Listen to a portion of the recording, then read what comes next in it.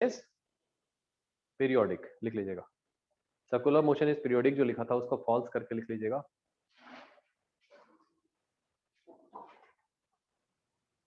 Only uniform circular motion is periodic.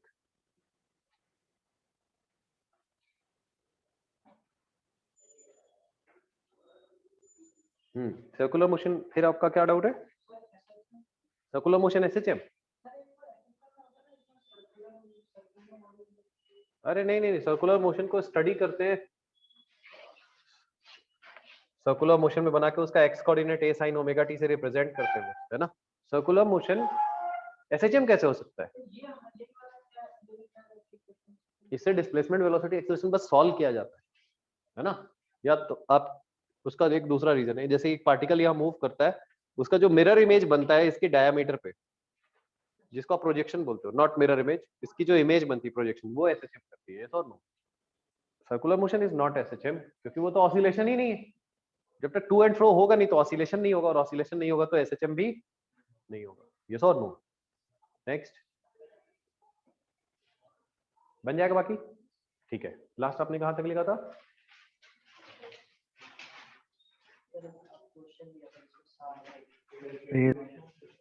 अच्छा, उसमें सारी क्वांटिटी निकाल के लानी थी, तो ये डिस्कस नहीं हुआ है क्या?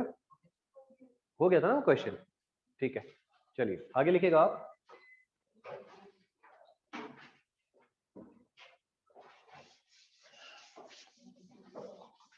Equation of displacement velocity and acceleration, equation of displacement velocity and acceleration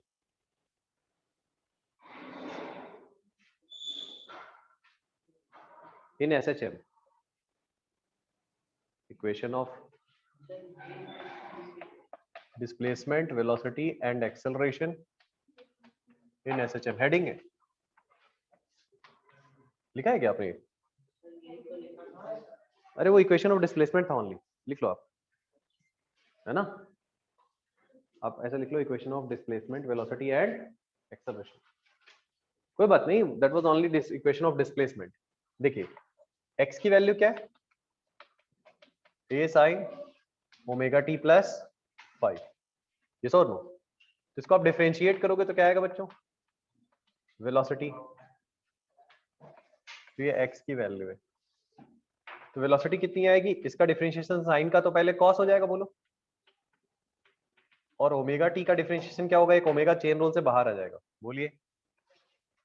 similarly acceleration में क्या होगा बताओ? कॉस का क्या हो जाएगा? माइनस साइन डिफरेंशिएशन, और ओमेगा स्क्वायर यहाँ आ जाएगा, ओमेगा के साथ एक और ओमेगा बाहर आ गया, बोलिए।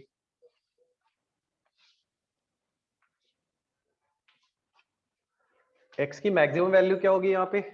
ए, और वेलोसिटी की मैक्सिमम वैल्यू क्या आएगी? ए ओमेगा, और एक्सेलरेशन का मैक्सिमम वैल्यू क्या आएगा?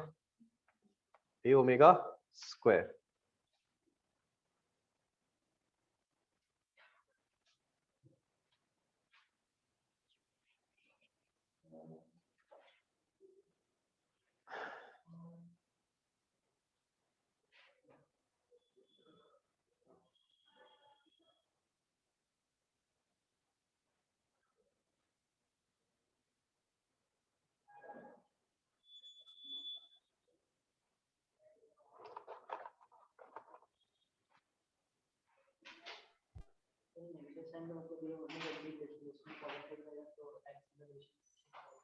ऑब्वियसली यहां से देखो, आपको याद होगा कि हमने जब ये इक्वेशन लिखी थी, थोड़ा ध्यान से देखो, d2x upon dt square plus omega square x equal to 0 जब हमने लिखा था, तो इससे ये कैसे आया? हमने वहां प्रूफ नहीं किया था, हमने बस बोला था इसका सॉल्यूशन ये होता है, प्रूफ नहीं किया था, दो बार इंटीग्रेट करके, या दो बार इंटीग्रेट करना पड़ेगा, ये सॉल्व, ठीक है। लेकिन यहाँ से वेरीफाई जरूर करके देख सकते हो, क्योंकि यहाँ पे अगर ओमेगा स्क्वायर आप कॉमन लोगे, ठीक है, माइनस ओमेगा स्क्वायर, तो जो बचेगा ए साइन ओमेगा टी, उसको आप क्या लिख सकते हो? एक्स लिख सकते हो या नहीं लिख सकते हो? आ रही बात समझ में?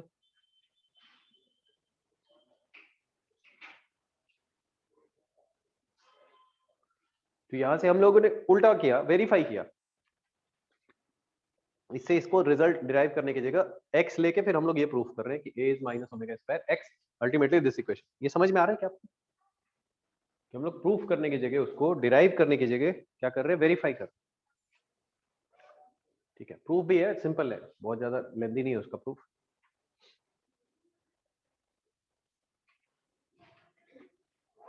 डन। No sir. हाँ बोलो बेटा। ये एक बार नोट कर लीजिए, मैक्सिमम, ये बहुत इंपॉर्टेंट है। मैक्सिमम पोजीशन क्या होती है, वेलोसिटी क्या होती है, एक्सेलरेशन क्या होता है। तो बस ओमेगा मल्टीप्लाई हो रहा है, ए ओमेगा स्क्वायर, दिख रहा है। ठीक है, एक क्वेश्चन लिखिएगा आप। अच्छा, यहीं से एक और रिजल्ट आपको देखना है, वो हाईली इंपॉर्टेंट है।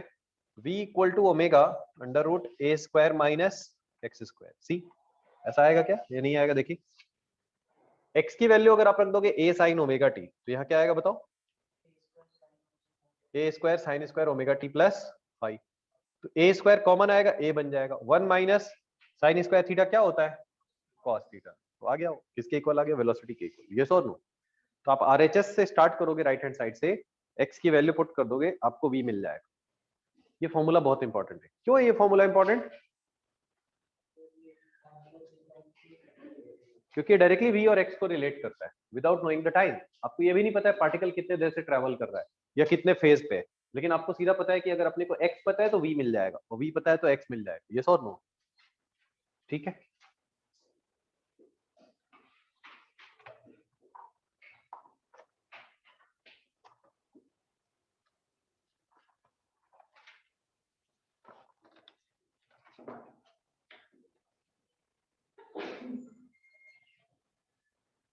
ठीक है। अब इस पे पेज क्वेश्चन लिखते हैं, red on.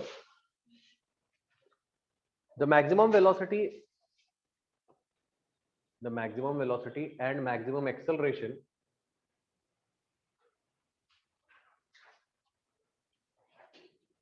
maximum velocity and maximum acceleration of a particle executing SHM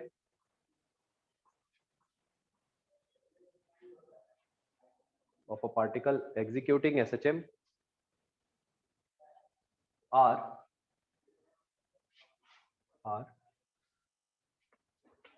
5 meter per second and 10 meter per second square respectively.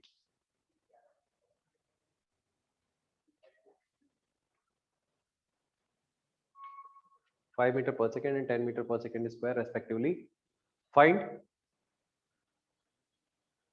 amplitude and time period. Amplitude and time period.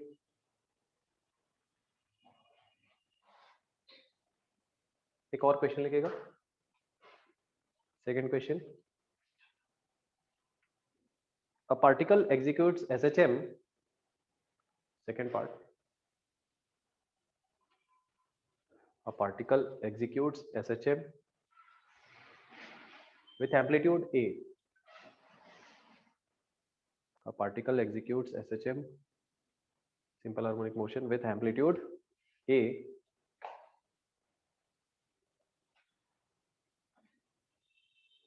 Find the position of the particle. Find the position of the particle when its velocity is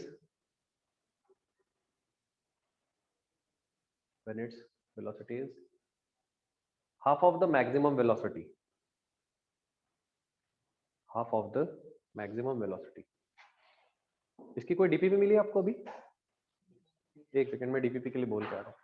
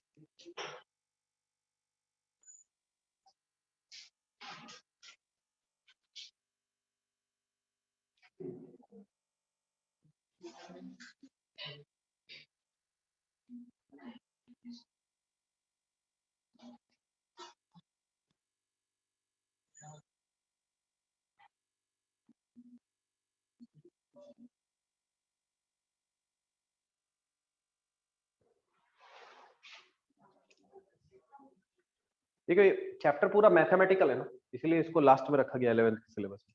ठीक है, तो इसको आप जितना practice करोगे उतना ही बनेगा। ये थ्योरी जैसा नहीं कि लास्ट डे बैठेंगे थोड़ा थोड़ा पढ़ देंगे, है ना, और बना देंगे एक दिन में, ऐसा नहीं होगा। इसको आपको साथ में ही करना पड़ेगा। ठीक है, फर्स्ट का आंसर क्या है बच्चों? ठीक है, तो ए ओमेगा की वैल्यू, ऑनलाइन वाले बताइए भाई आंसर। यस सर 5 आएगा। वेरी गुड, तो आप क्या करोगे? 2 डिवाइडेड बाई 1, ओमेगा तो 2 आएगा, यस और नो? 2 रेडियन पर सेकेंड, तो उसको पुट कर दोगे 1 में, यहाँ से 2 पाई बाई टाइम पीरियड भी रख सकते हो आप, तो टाइम की वैल्यू क्या आ जाएगी? 5 सेकेंड, इसका मतलब 3.14 सेकेंड, यस और नो? और इसको अगर आप 1 में रख दोगे, पुट इन 1, तो देखो फिजिक्स तो यही खत्म हो जाती है, उसके बाद मैथ 8 9 10th क्लास वाला क्या है? दो वेरिएबल है, दो इक्वेशन उठा के वैल्यू पुट कर, बोलो सब्स्टिट्यूशन लगा दो, एलिमिनेशन लगा दो, जो लगाने लगा दो, तो पुट इन 1 करोगे तो ए की वैल्यू क्या हो जाएगी? 5/2 आ रहा है, 5 कहाँ आ रहा है? सर 2.5 आ रहा है। हाँ, तो आप लोग सब 5 बता रहे हो, वाह, अच्छा ठीक है ठीक। अभी मेरे को सुनाई दिया सबका 5 ही सुनाई दिया मेरे को शुरू में, ऑनलाइन ऑफलाइन। 5/2 एंड पाई, ठीक है।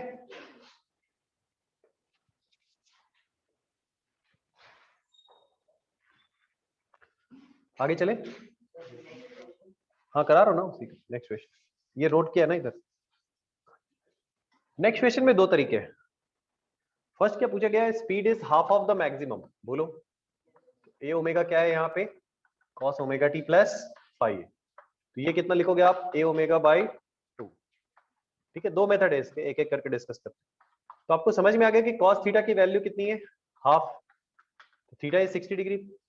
हाँ, तो इसका मतलब साइन थीटा की वैल्यू क्या होगी? A sine omega t. When cos theta is half, sin theta will be √3/2, yes और नो? बट इसी प्रोसेस से, ये आपका आंसर है √3/2, बट इसी प्रोसेस से हम लोगों ने एक और रिजल्ट निकाला है, v omega √a² minus x²। तो v को आपने रख दिया a omega by 2 √a² minus x²। तो आप इसको स्क्वायर कर दोगे, a²/4 equal to a² minus x²। तो x² की वैल्यू क्या हो जाएगी? 3a²/4। तो x की वैल्यू क्या आ जाएगी? √3a/2, यस और नो? ये नोट कर लीजिए। कौन सा? दोनों यही मेथड है, सेम मेथड है। अरे अरे नहीं, दो क्वेश्चन अलग अलग है, दोनों एक साथ समझ लिया क्या आपने? नहीं नहीं नहीं, दोनों बिल्कुल अलग अलग क्वेश्चन है, ऐसे एग्जाम में मत कर देना, इधर का उठा के उधर रख दिया उधर नहीं, ऐसा नहीं करना है, ठीक है। हाँ, बट ये दोनों मेथड जरूर रिलेटेड है, ये first method second method, basically यही मेथड में साइन कॉस को एलिमिनेट करने का काम ही यहाँ पे हमने किया और कुछ किया नहीं, यस और नो? तो आपको ये समझ में आ रहा हो कि इस फॉर्मूले का क्या इंपॉर्टेंस है? फॉर्मूले का ये इंपॉर्टेंस है, without knowing the phase you can calculate velocity और पोजीशन, यस और नो? बिना फेज की वैल्यू निकाले ये वैल्यू बता देता है डायरेक्टली।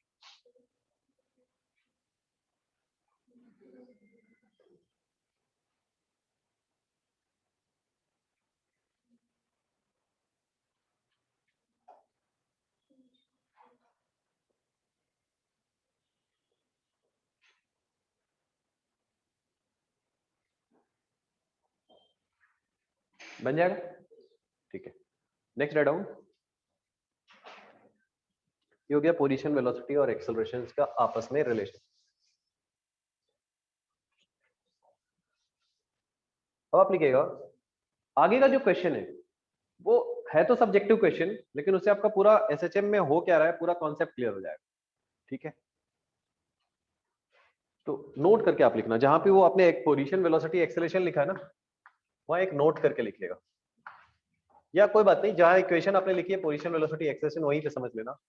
वेलोसिटी में आ रहा है साइन कॉस थीटा, आ रहा है या नहीं आ रहा है बताओ, यहाँ आ रहा है ए साइन ओमेगा टी, मान लो वेलोसिटी में आ रहा है a cos omega t which can be written as a sine omega t plus 90 degree, बोलो।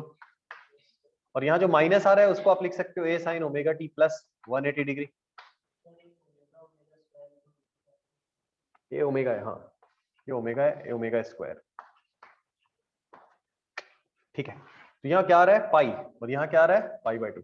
इसका मतलब the velocity equation leads by angle 90 degree, 90 degree से ये लीड करता है as compare to displacement. Lead करने का मतलब वहां पे एंगल की वैल्यू क्या है, t इक्वल टू 0 पे 90 डिग्री, और यहाँ पे क्या है 0 डिग्री, तो ज्यादा एंगल किसका है, वेलोसिटी का। और ये कितने से लीड करता है, पाई से। तो जब दो चीजें पाई से लीड या लैग करती है तो आप उसको आउट ऑफ फेज बोलते हो, क्या बोलते हो, आउट ऑफ फेज। तो ये सारे टर्म्स यही सीखने पड़ेंगे आपको। कुछ आ रहा है तो आप लिख लो, नोट करके लिखिएगा। The velocity leads displacement, velocity leads displacement by phase 90 degree, velocity leads displacement by phase 90 degree.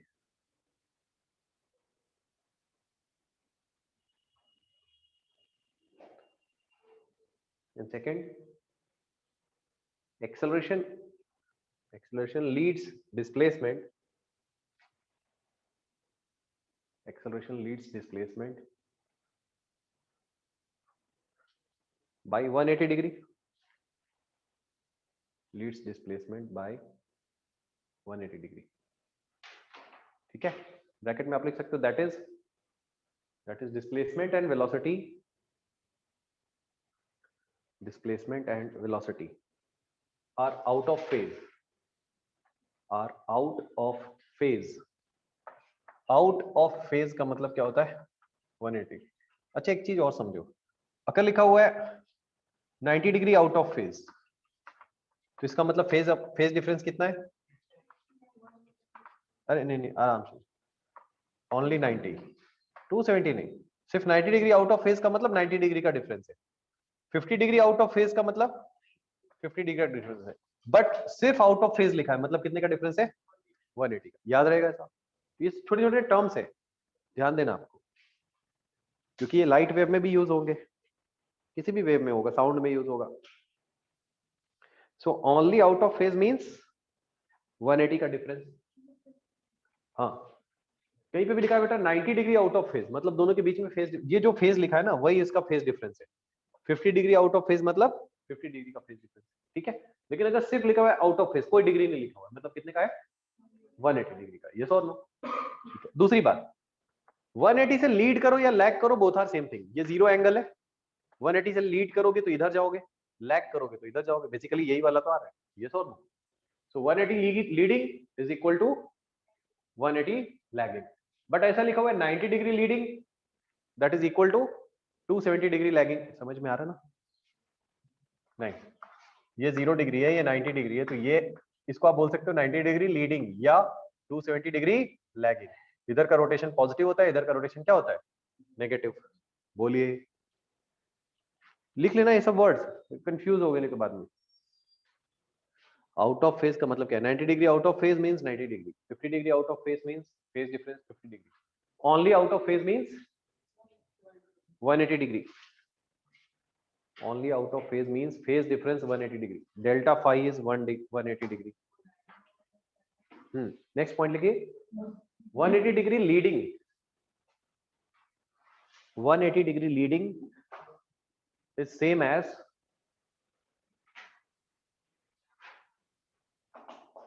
180 degree lagging।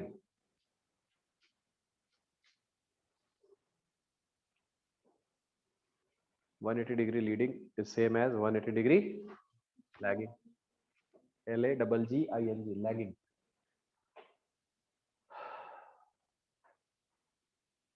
Next,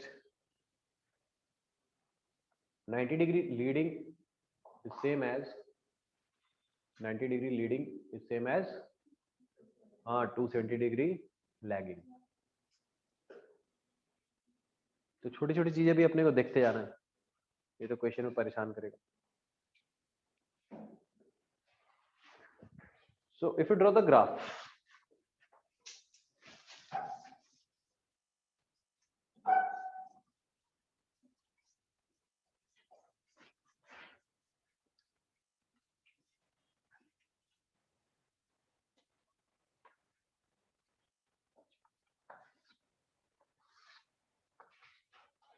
तो x की वैल्यू क्या है? a sin omega t. Yes or no?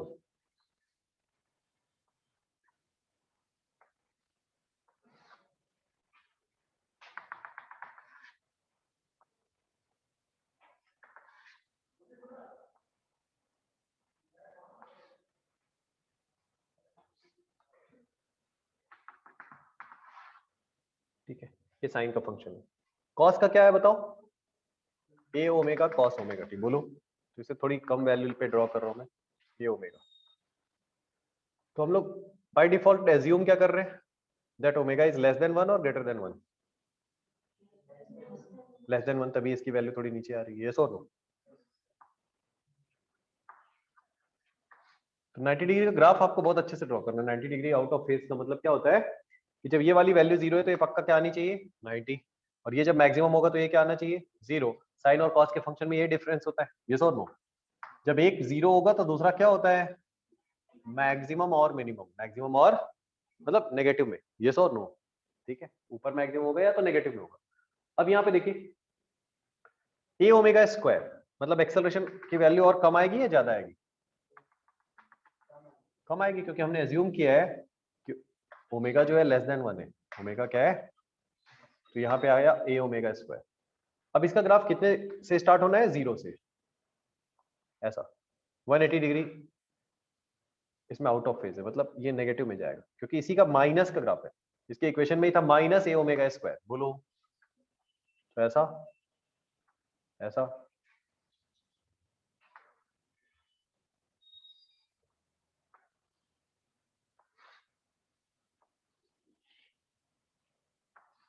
ये नोट कर लीजिए. So this is displacement, velocity and acceleration.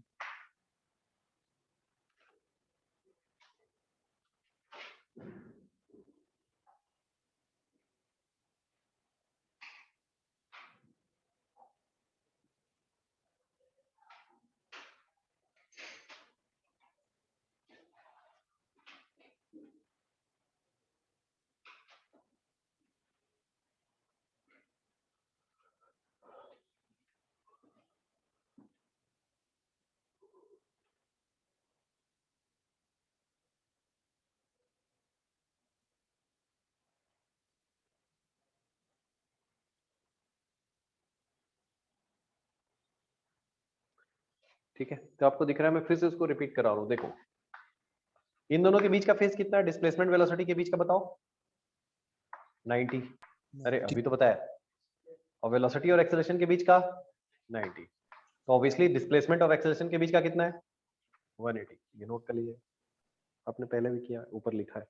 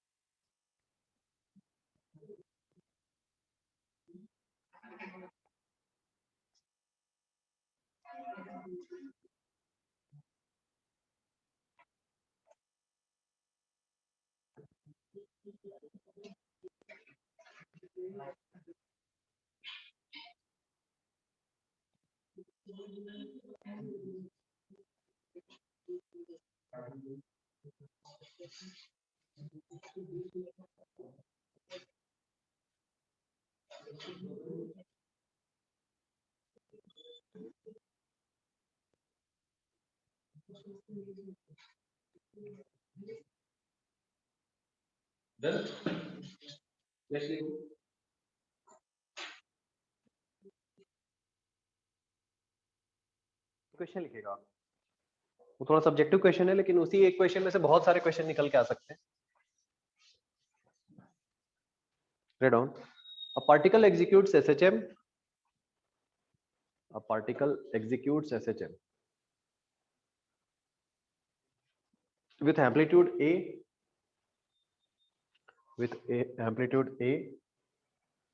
and angular frequency omega. Amplitude A and angular frequency omega.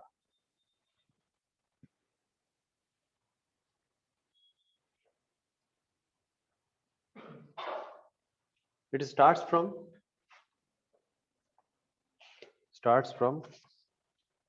mean position moving in opposite direction. Mean position moving in opposite direction.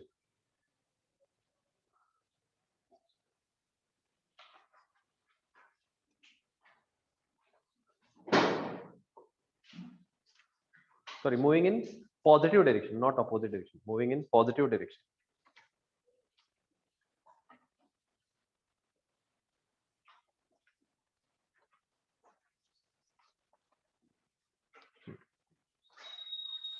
Moving in positive direction. हो गया, बच रहा है.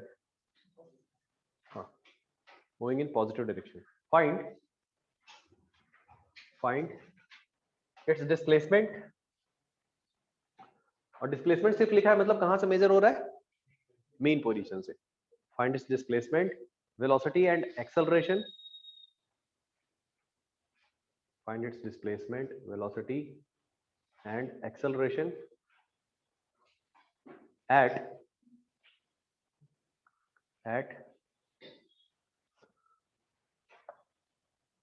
first लिखेगा t equal to 0,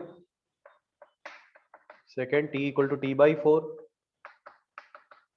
next is t by 2, 3t by 4 and t.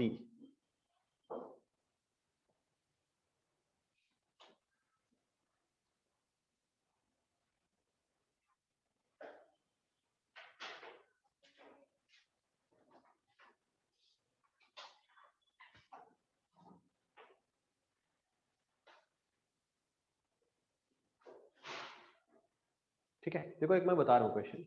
ठीक है, पहले आराम से इसको देखिए. आपको सबसे पहले आपको स्टार्ट करना है t इक्वल टू 0 से, फेज से स्टार्ट करना है. क्या, किससे स्टार्ट करना है बोलो? फेज. सबसे पहले जो क्वांटिटी निकालनी है वो निकालनी है आपको फेज, क्योंकि यही एक क्वांटिटी है जो आपको बताएगी कि पार्टिकल कहाँ पे था. बोलो. ठीक है, तो आप लिख सकते हो first find the phase, initial phase. First find the initial phase.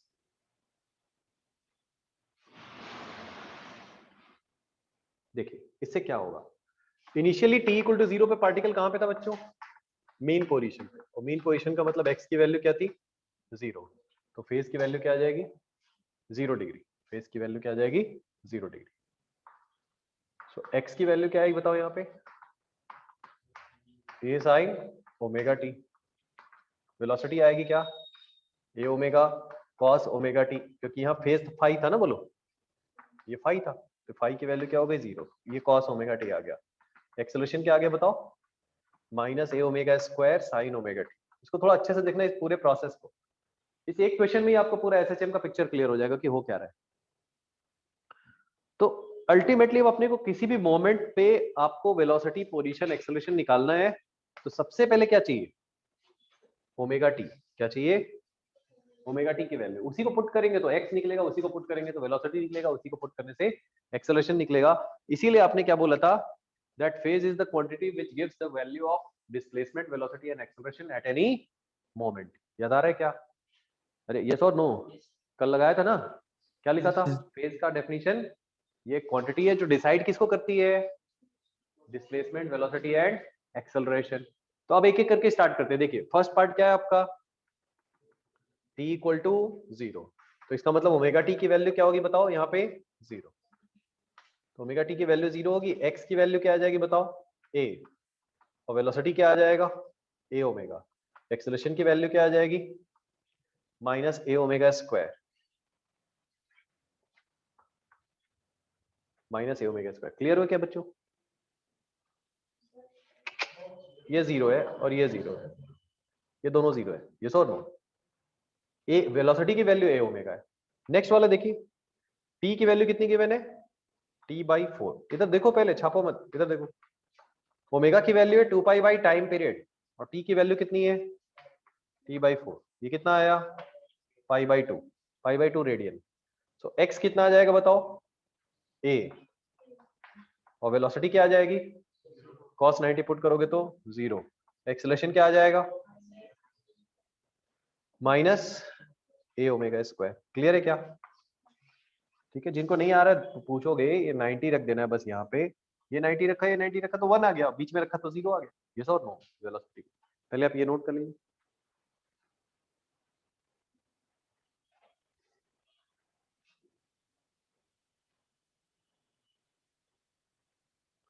वैसे ही आप लोग पुट करके बताओ थर्ड, फोर्थ और फिफ्थ केस में. फेज निकाल दीजिए और उसको पुट कर करके डिस्प्लेसमेंट, वेलोसिटी, एक्सेलरेशन निकाल दीजिए.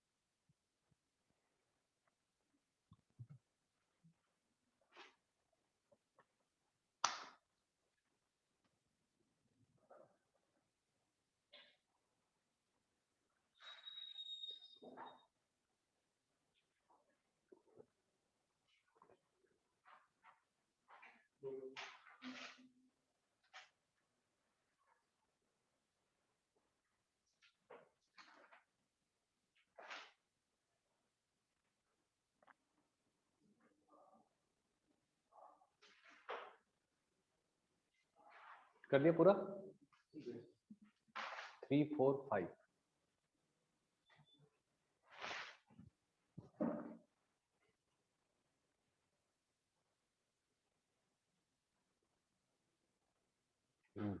अरे 3t/4 और दोनों में सेम कैसे आ जाएगा बेटा? अच्छा ये थर्ड केस है आपका, ठीक है। ये थोड़ा सा कैलकुलेशन मिस्टेक हुआ है, देखो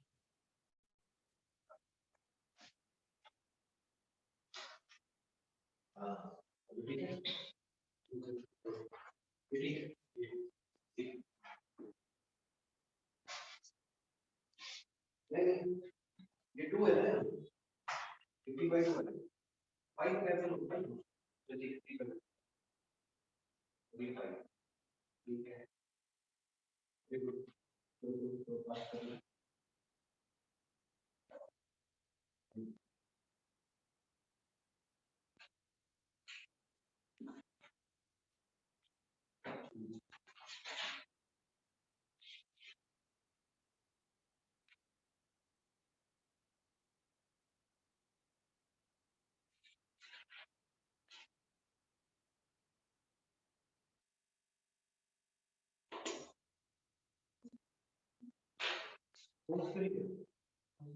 उसने क्या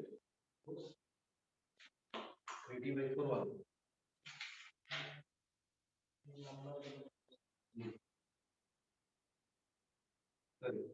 ठीक है।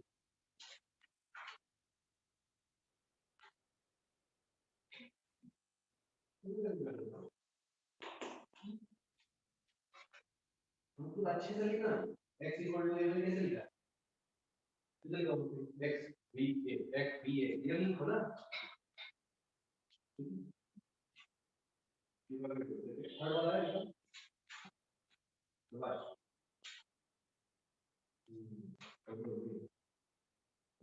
x 0 ठीक है, माइनस ही होगा ना।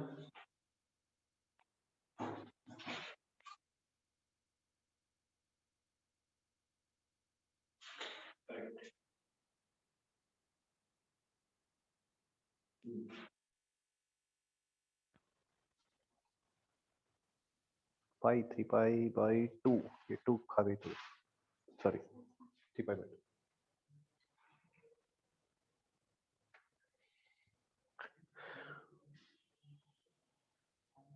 एंगल कितना है पाई दूसरे वाले में, शाबाश ठीक है। हाँ ठीक है, बाकी सब लोग ऑलमोस्ट करेक्ट है, सही, कहीं कहीं थोड़ा मिस्टेक हुआ, ठीक है। अरे यार एक सेकेंड वेट करना, इसका चार्जर लाना पड़ेगा।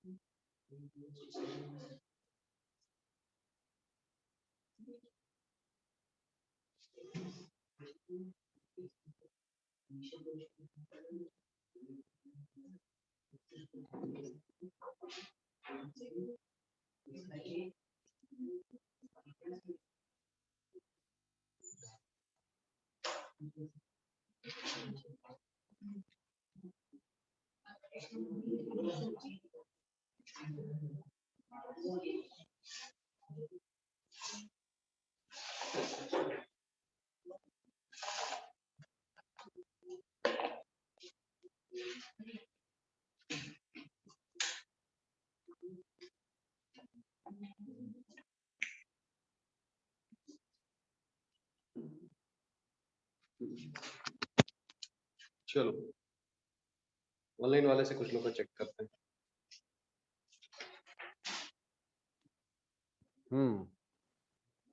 अनुष्मा कितना कितना है बेटा?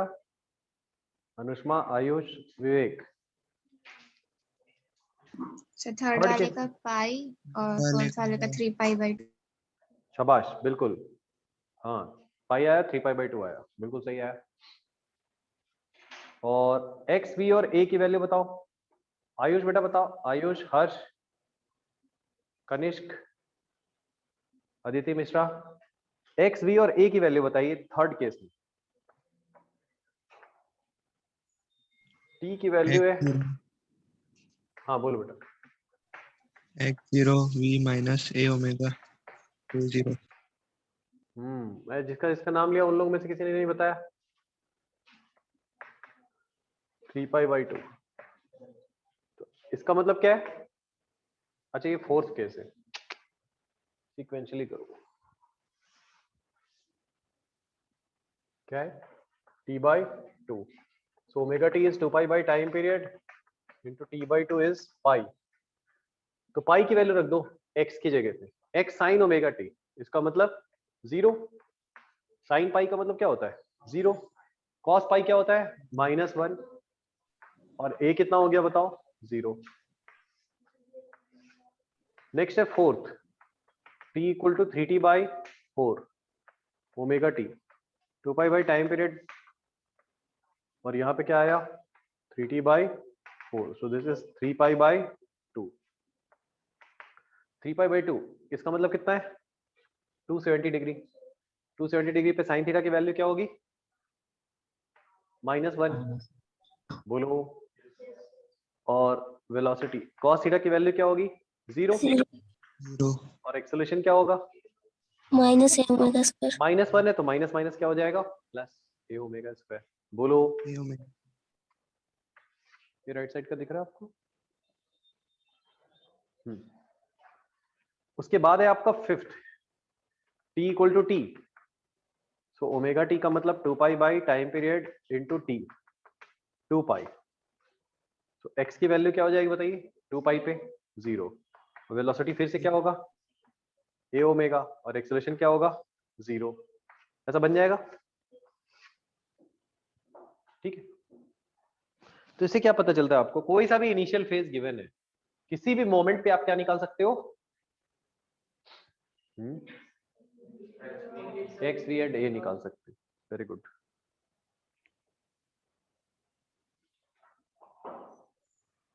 ठीक है, नेक्स्ट। तो ये आपको निकालने आ गया ये, बट सबसे पहले इस टाइप के क्वेश्चन में क्या निकालना है? फेज इनिशियल, यस और नो। सबसे important quantity displacement velocity acceleration में क्या है? फेज ही है, ठीक है। सीधे बैठ जा,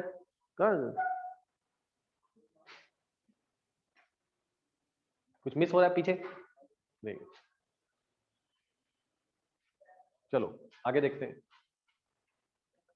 देखो हमारे इंडियन सिस्टम में ना एक ये बनता है, पता है आपको?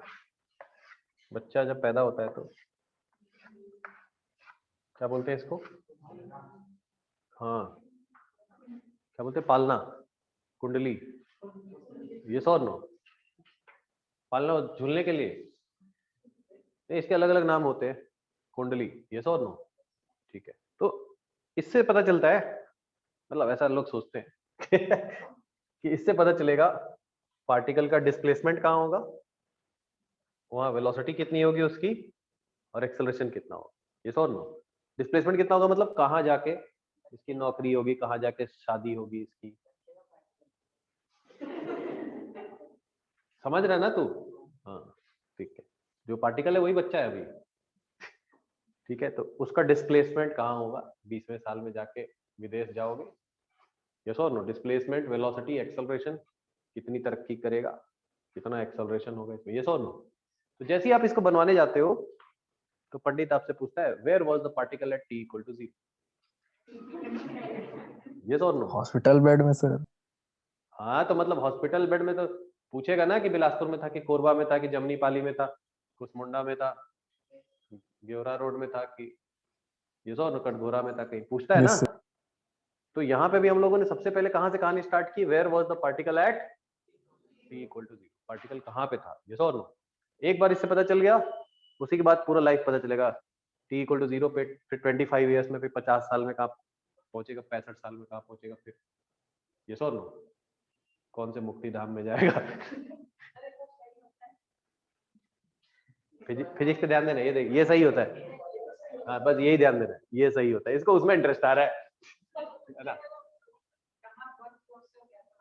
उसी में करियर बना लेते हैं इधर बहुत जम, इसमें सब श्योर होता है, उसका पता नहीं यार, छोड़ो ना, उसमें क्या पता है, एग्जाम्पल दे रहा हूँ, ज्यादा एग्जाम्पल में ज्यादा इंटरेस्ट नहीं लेना, फिजिक्स समझना उससे। इसका मतलब क्या है कि सब कुछ पता चल जाएगा, पार्टिकल किस मोमेंट पे कहाँ था, डिस्प्लेसमेंट, वेलोसिटी, एक्सेलरेशन सब पता चलेगा, लेकिन आपको सबसे पहले क्या पता होना चाहिए, where was the particle at equal to 0, that is initial phase, initial phase. तो ऐसे यहाँ से भी स्टार्ट होता है ना, ठीक है, ज्योतिष सिखाता नहीं हूं मैं बस, ठीक है, और सिखाता तो उसका अलग मैं सैलरी लेता क्योंकि वो हाईली अनप्रिडिक्टेबल है ये तो प्रिडिक्टेबल भी है, उसमें कुछ भी कैलकुलेट करके बता दोगे, हाँ बच्चे का राज ही हो गया, पता चला बैठा हुआ घर में राज कर रहा है। चलो, प्रीतिश को कोई अच्छा ज्योतिषी कोई सिखाने वाला होगा तो उसको बता देना भाई, होता है नहीं होता है डिटेल में। अरे तो नेट पे एक सर्च मारेगा ना, तेरे को 50 लोग परेशान कर देंगे, आइए हमारे यहाँ सीख लीजिए, डिजिटल हो गई ना चीजें। चलो बाद में सीखना, अभी इसके बाद, ठीक है। वैसे भी आईआईटी जाने के बाद, एनआईटी जाने के बाद यही सब मन करता है कि पढ़ाई छोड़ के कुछ और करते हैं, ठीक है। बहुत बड़े बड़े आईआईटीएन बाबा जी बने हुए हैं ना, बहुत बड़े बड़े अच्छे अच्छे आईआईटी से पढ़ के, ऑक्सफोर्ड से पढ़ के, कैम्ब्रिज से पढ़ के बाबा जी बने, मस्त यूट्यूब पे प्रवचन देते हैं चलो नेक्स्ट वाला क्वेश्चन करते हैं। अब मैं आपको बेसिकली क्या सिखाने वाला था कि ये जो चीज है ना, ये कैलकुलेशन पूरा करने की जरूरत नहीं है, इसको आप एक चीज अगर समझ जाओगे तो देख के ही आंसर कर दोगे सारे पार्ट का आंसर, सीधे क्वेश्चन देखोगे आंसर कर दोगे। उसके लिए आपको समझना पड़ेगा एक डायग्राम, ठीक है। इस एक डायग्राम को समझ लिया तो सब समझ लिया। ऑसिलेशन ऐसा हो रहा है तो ये 0 है, अगर आप देखोगे ग्राफ ऐसा होता है डिस्प्लेसमेंट का ग्राफ, तो 0 है और 2 पाई के बाद रिपीट होगा, बताओ। तो बेसिकली ये पाई है, यहाँ पे क्या है, पाई बाई 2 है, और ये कितना है, तो मैक्सिमम एम्पलीट्यूड पे जाएगा वो कितना है, पाई बाई 2 फेज की वैल्यू, और ये कितना है पाई, और ये कितना है, और ये कितना है 2 पाई। इससे आपको पता चलता है what is the initial phase. Particle यहां से स्टार्ट करेगा, this is the initial phase, यहां से स्टार्ट करेगा तो इनिशियल फेज पाई बाई 2, यहां से स्टार्ट करेगा तो पाई, यहां से स्टार्ट करेगा तो 3 पाई बाई 2। आ रही बात समझ में? सो इट ऑल डिपेंड्स कि कहां से वो स्टार्ट कर रहा है, और तो उसका इनिशियल फेज कौन सा है, इनिशियल फेज कौन सा है, यस और नो।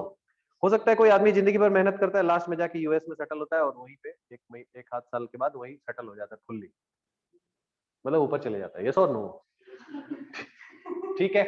तो वो उसका फाइनल पोजीशन है, उसका क्या है, लेकिन वहां बेटा उसका पैदा हुआ तो वो बेटे का स्टार्टिंग पोजीशन ही होगा यूएस, यस और नो। तो इसका मतलब ये फेज की वैल्यू है, बट अगर कोई यहां से स्टार्ट करेगा तो उसका फेज क्या कहलाएगा, पाई बाई 2, 0 नहीं कहलाएगा, उसको क्या बोलोगे आप, पाई बाई 2। इतना क्लियर है? ठीक है। इसका मतलब क्या हुआ, अगर कोई पार्टिकल 0 फेज से स्टार्ट कर रहा है तो उसकी मोशन ये होगी, ठीक है। This is the motion when initial phase is 0 degree. तो पार्टिकल होगा t इक्वल टू 0 पे, यहाँ t बाई 2 पे यहाँ, और यहाँ पे कितना होगा, नहीं यार ये होगा t बाई 4 है, और यहाँ t बाई 2 है, यहाँ 3t बाई 4 है, और ये क्या है t है।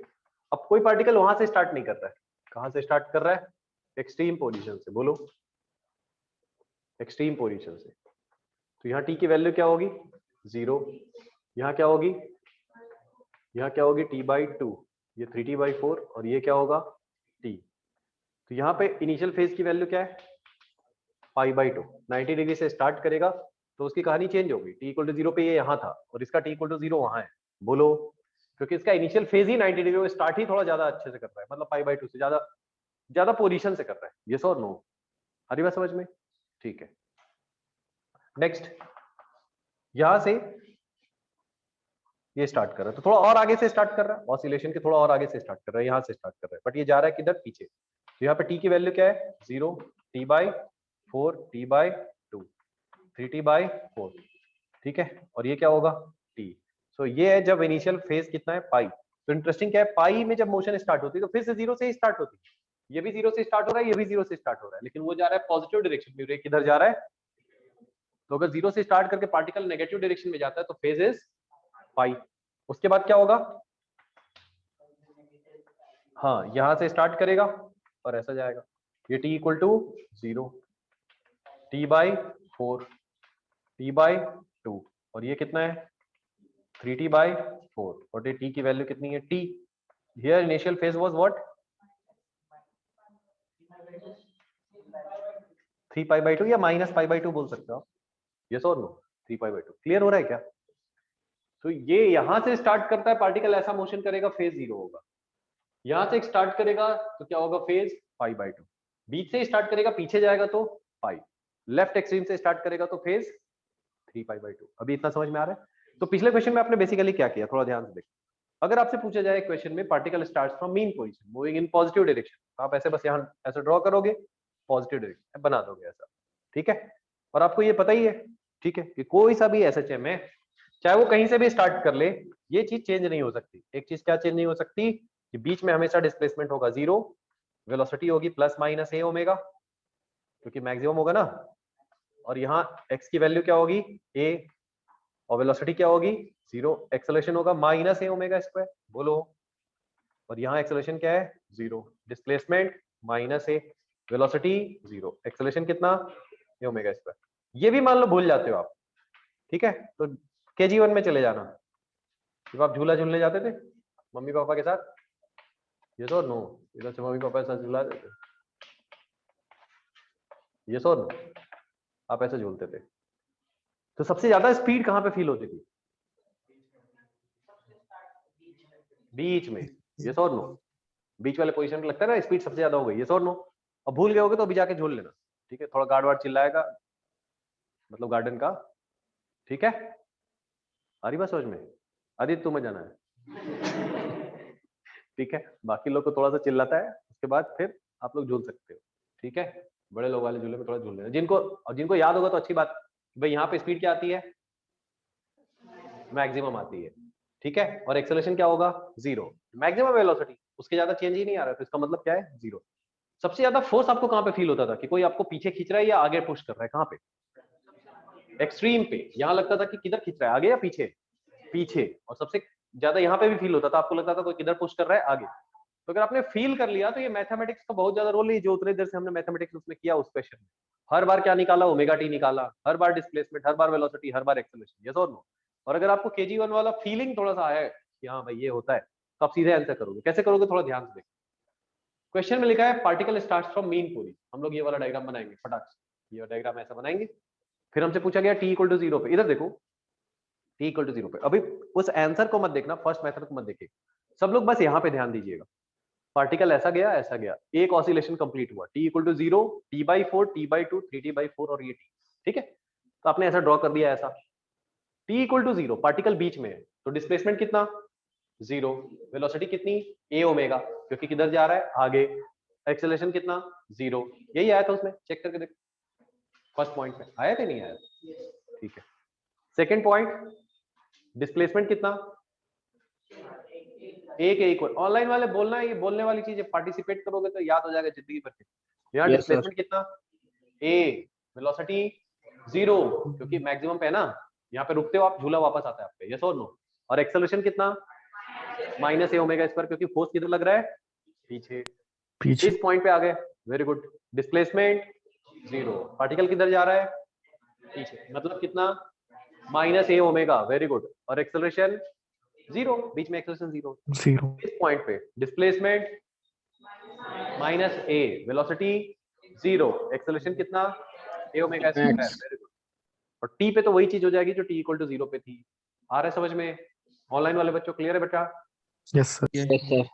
Yes sir. मान लो, हाँ वेरी गुड। अब मान लो कि पूरा क्वेश्चन पिछले ही वाला होता, बस उसमें लिखा रहता particle starts from right extreme position, particle starts from, तो t = 0 पे डिस्प्लेसमेंट कितना a, वेलोसिटी कितनी और एक्सेलरेशन कितना, आ गया समझ में? ठीक है, तो अगला क्वेश्चन आपको इस मेथड से बनाना, ऐसा डायग्राम बना के पिक्चर बना, यस और नो। वो इक्वेशन लिख के नहीं, पिछले बार हमने किससे किया, पूरा इक्वेशन लिख के किया, 1-2 पार्ट मैंने किया, बाकी 3-4 पार्ट आपने किया, यस और नो, ठीक है। अभी आपको सिर्फ ये डायग्राम से करना है, पूरा अच्छे से नोट कर लो, ठीक है। तो ये विजुअलाइजेशन के लिए, ये पूरा अभी जो मैंने आपको बताया विजुअलाइजेशन के लिए, अदरवाइज क्वेश्चन तो आपने कर ही लिया था मैथमेटिकल, इससे थोड़ा पूरा फील आ जाता है आपको कि एसएचएम में बेसिकली हो क्या रहा है, कहाँ वेलोसिटी चेंज हो रही है, कहाँ कम हो रही है, कहाँ ज्यादा हो रही है, और ये फील करना ज्यादा जरूरी है। ये तो मैथ्स में फंसे रहेंगे।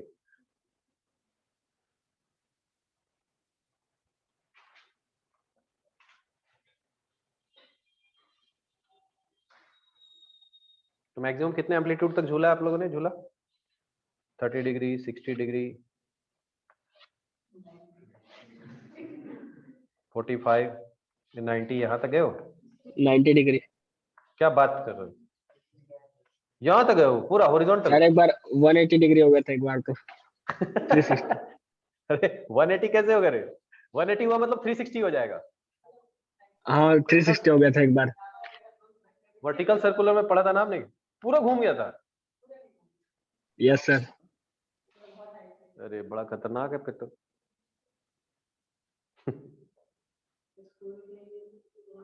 ये किसका था? हर्ष बोल रहा था ना, हर्ष की आवाज थी। हर्ष बोल रहा है मेरा 360 हो गया था पूरा। Yes sir.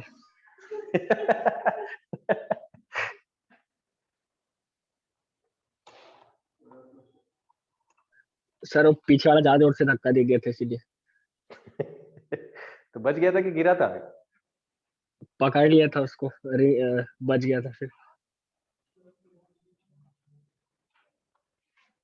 360 का केस हम लोग के साथ भी हुआ है, लेकिन हमारे साथ हुआ कॉलेज में। हम लोग गए थे ये वाला रोलर में, ऐसा वाला रोलर होता है, इसमें लोग यहाँ पे हैंडल पकड़ के ऐसे दौड़ते रहते हैं। देखा होगा आपने, ऐसा कई कई पे पार्क में लगा रहता है, बहुत कम जगह पे होता है आजकल। तो ये क्या करता है, ऐसा रोल करता है, ये और नो, ठीक है। और हम लोग कॉलेज 3rd ईयर में, और ये खेलने के लिए बना हुआ है, मतलब छोटे छोटे बच्चों के लिए, लेकिन हैवी था वो, बड़े लोग के लिए भी था। और होता चाहे नहीं होता, हम लोग कर रहे थे, ठीक है। कभी एक दोस्त है मेरा, अभी वो एप्पल में, तो वो दौड़ते दौड़ते इतनी स्पीड पकड़ा दी हम लोगों ने कि वो पूरा इसमें गिरा, तो गिरा वो पूरा इसके साथ रोल होके वापस आ गया। पूरा वापस आ गया, जैसे ये हर्ष बोल रहा है। तो हो जाता है 360 डिग्री भी कई बार हो जाता है।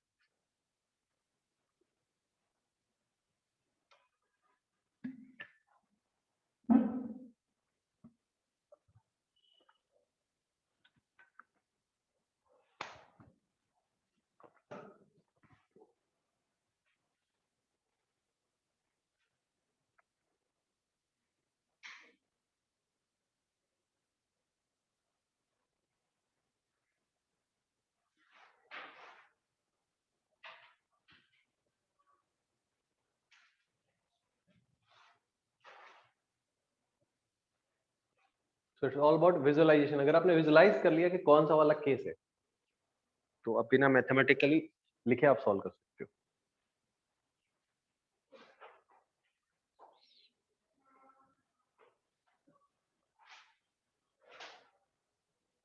तो अगला क्वेश्चन मैं जो दे रहा हूं वो आपको करना है सिर्फ किससे?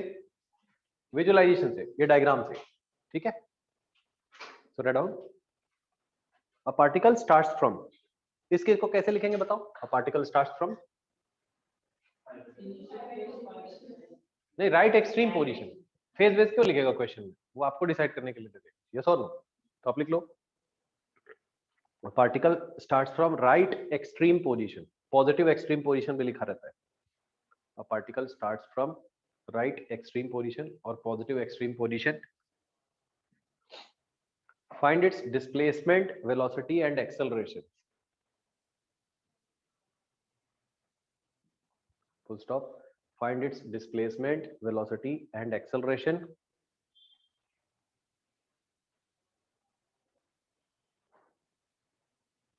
At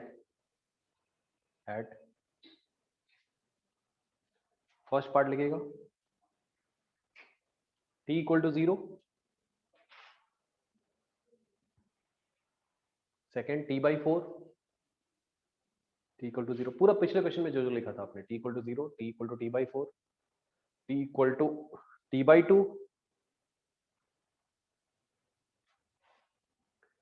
next t equal to 3t by 4, 3t by 4, and last t equal to capital T.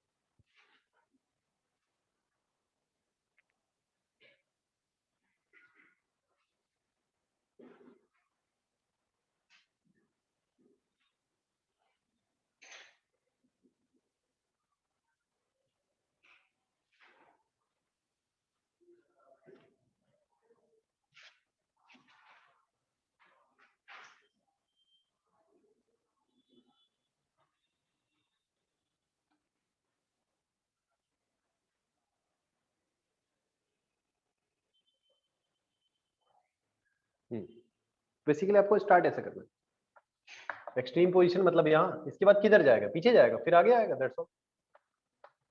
तो यहाँ लिख देना t equal to 0, t/4, t/2, 3t/4 और 0, अभी t जो आप बोल रहे थे वही लिखना है।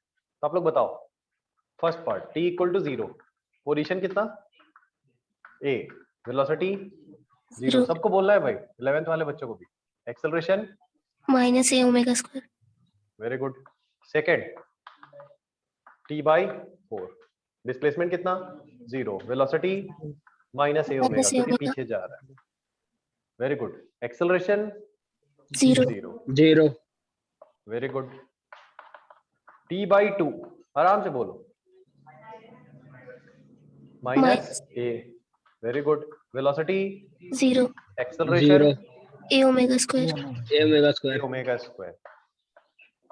t की वैल्यू 3t/4, नेक्स्ट वाला यहाँ पे, displacement velocity plus a omega, हाँ, एक्सेलरेशन 0, 0 t की वैल्यू कैपिटल T, x कितना a, वेलोसिटी कितनी, एक्सेलरेशन कितना minus a omega square, yes और नो।